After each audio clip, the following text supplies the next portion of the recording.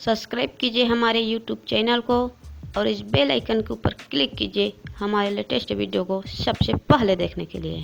Hello and welcome to Priya online YouTube channel. कैसे हुआ लंकापति रावण का जन्म?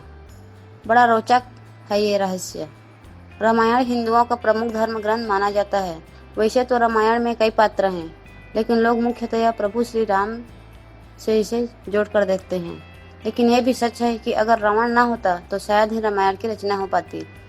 रावण को लोग अनीति, अनाचार, काम, क्रोध, अधर्म और बुराई के प्रतीक मानते हैं, परंतु लोग ये भूल जाते हैं कि रावण में भले ही कई दुर्गुण हो, लेकिन वो एक प्रकांड विद्वान और ज्ञानी भी था। पर गलत समय में जन्म लेने के कारण रावण ज्ञानी होते हुए भी राक्षस प्रवृत्ति का हो गया था। अब सभी जानते हैं कि रावण लंका का राजा था।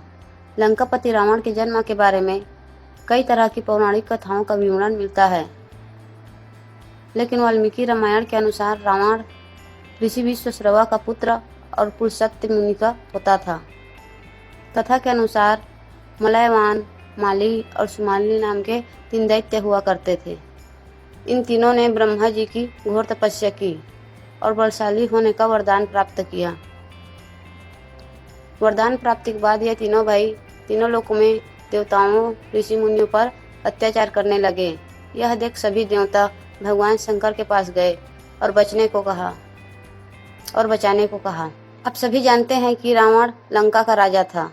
लंकापति रावण के जन्म के बारे में कई तरह की पौराणिक कथाओं का विवरण मिलता है, लेकिन वाल्मीकि रामायण के अनुसार रावण ऋषि विश्वश्रवा का पुत्र और पुरुषत्व मुनि का पोता था। कथा के अनुसार मलयवान, माली और सुमाली नाम के 3 दैत्य हुआ करते थे। इन तीनों ने ब्रह्मा जी की घोर तपस्या की और बलशाली होने का वरदान प्राप्त किया। वरदान प्राप्ति के बाद ये तीनों भाई तीनों लोकों में देवताओं, ऋषि मुनियों पर अत्याचार करने लगे।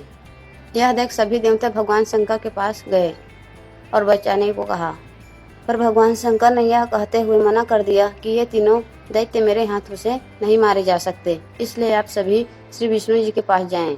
भगवान शंकर के मुख से ये बातें सुनकर सभी देवतागण भगवान शंकर को प्रणाम करते हुए विष्णु के पास चल दिए। विष्णु जी के पास पहुंचकर सभी देवता ने दैत्यों के बारे में बताया और रक्षा करने की विनती भी की। देवताओं की बात सुनकर श्री हरि विष्णु ने आश्वासन देते हुए कहा कि आप सभी जाएं और भय मुक्त होकर जीवन व्यतीत करें। देवताओं के जाने के बाद श्री विष्णु पृथ्वी लोक की ओर चल दिए और तीनों भाइयों को युद्ध के लिए ललकारा। तत्पश्चात भगवान विष्णु और तीनों भाई मलयवान, माली और सुमाली के बीच भयंकर युद्ध हुआ। युद्ध में माली मारा गया और मलयवान और सुमाली डरकर पाताल लोक भाग गया।